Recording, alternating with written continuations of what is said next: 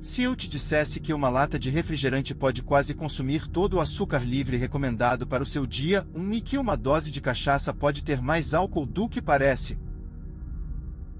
O que isso faz com o seu corpo, de verdade? Com os dentes, com o fígado, com a hidratação, com o pensamento?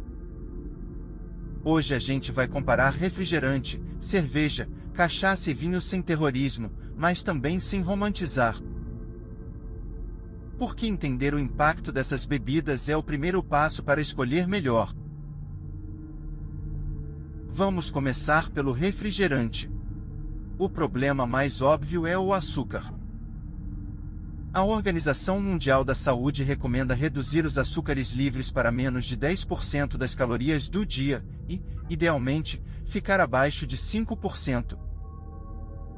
Em uma dieta de 2.000 calorias, isso dá cerca de 25 gramas por dia. Agora pensa, uma única lata comum, de 350 ml, frequentemente chega perto disso ou até passa. E o detalhe é que ela entra no corpo rápido, sem dar saciedade de verdade. Você bebe, o açúcar sobe, o corpo responde, e pronto. Parece pouco. Mas não é. No Brasil, o consumo frequente de refrigerantes ainda é relevante.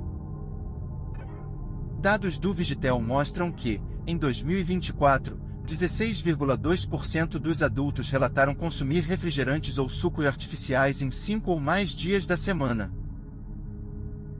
Entre os homens, esse número foi de 19,1%, entre as mulheres, 13,8%. Isso mostra que não estamos falando de um hábito raro. Estamos falando de rotina. E a rotina pesa. Principalmente quando o refrigerante vira companhia diária. A saúde bucal sente rápido, açúcar e acidez formam uma combinação ruim para os dentes. O esmalte fica mais vulnerável à erosão, e o risco de cárie aumenta, especialmente quando a pessoa fica beliscando a bebida ao longo do dia. Não é só o que você bebe. É por quanto tempo sua boca fica exposta. Ficar sorvendo o tempo todo mantém o pH baixo por mais tempo.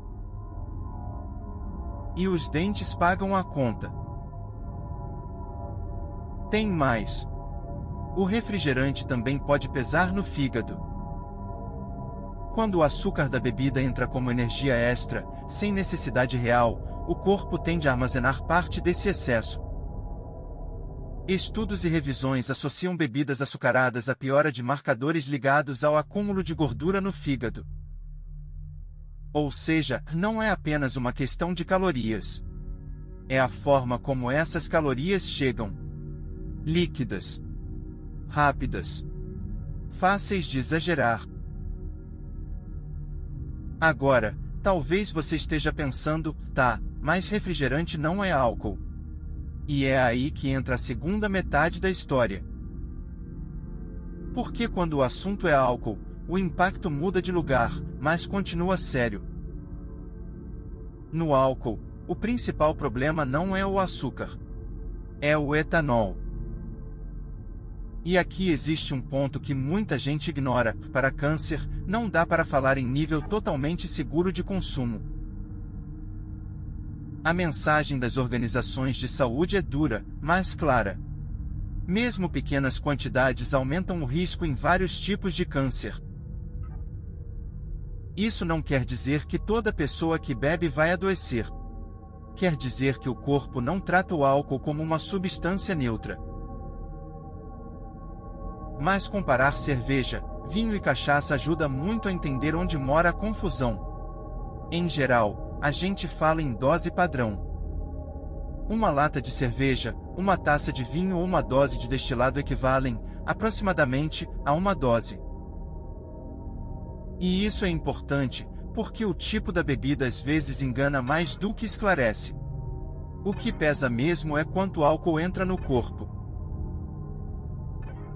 A cachaça tem uma particularidade brasileira: por definição, ela é produzida no Brasil e precisa ter graduação alcoólica entre 38% e 48%.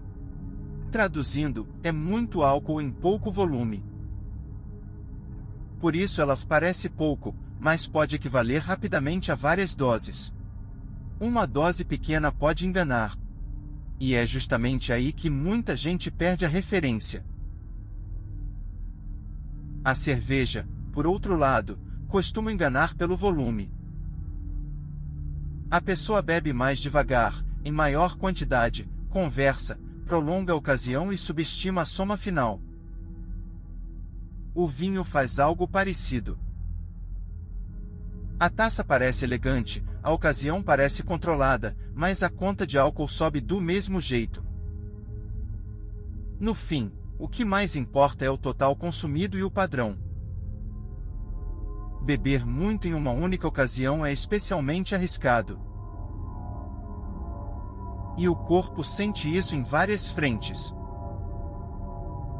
No curto prazo, o álcool interfere no hormônio antidiurético, a vasopressina, e isso facilita urinar mais. Resultado, você perde líquido mais facilmente. Então não, cerveja não vira bebida de hidratação só porque tem água na composição. Ela pode até parecer mais leve que um destilado, mas não resolve desidratação, muito menos calor, treino ou ressaca. Vinho e destilados tendem a mostrar um efeito diurético mais consistente no curto prazo. E quanto mais forte a bebida, mais cuidado você precisa ter com a água do lado. No cérebro, a diferença também é clara. O refrigerante pode dar aquela sensação rápida de energia por causa do pico de açúcar. Depois vem a queda. Já o álcool é depressor do sistema nervoso central. Ele atrapalha equilíbrio, memória, fala e julgamento. É daí que vêm decisões ruins, acidentes, e em alguns casos, apagões de memória. Não é exagero.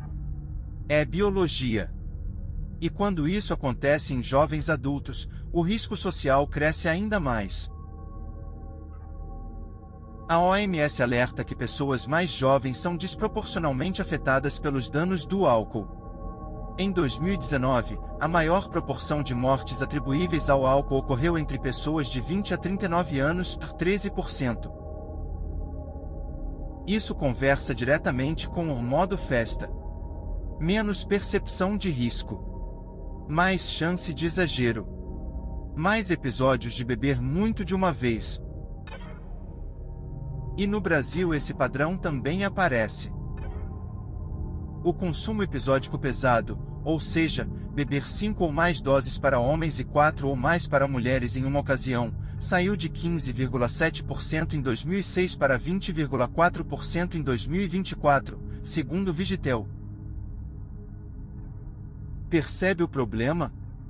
Não é só beber ou não beber. É como, quanto e com que frequência. Por isso a ideia de moderação não é moralismo. É estratégia. Se você toma refrigerante com frequência, o corpo recebe açúcar demais sem perceber. Se você bebe álcool rápido demais, o cérebro perde o controle antes de você perceber. Se você alterna bebida com pouca água, calor e comida pesada, o impacto fica pior. E se isso vira hábito, o custo aparece em dentes, sono, humor, peso e recuperação do corpo. Então a pergunta certa talvez não seja qual dessas bebidas é a pior. A pergunta mais útil é: em que quantidade, em que contexto e com que frequência eu estou consumindo? Porque a mesma bebida pode ter impactos muito diferentes dependendo do padrão. Um refrigerante ocasional não é o mesmo que uma rotina diária. Uma taça de vinho em uma refeição não é a mesma coisa que vários drinks em sequência. Uma cerveja social não é a mesma coisa que uma noite de excessos. O que destrói o equilíbrio não é só a bebida. É o excesso repetido. E, no fim, existe uma mensagem simples aqui: informação traz liberdade. Quando você entende o que essas bebidas fazem com o seu corpo, você para de escolher no escuro. você começa a olhar para açúcar, álcool, hidratação e frequência com mais consciência. Sem culpa. Sem paranoia. Só com clareza. Se esse vídeo te ajudou, se inscreve no canal, deixa o like, comenta e compartilha com amigos e família.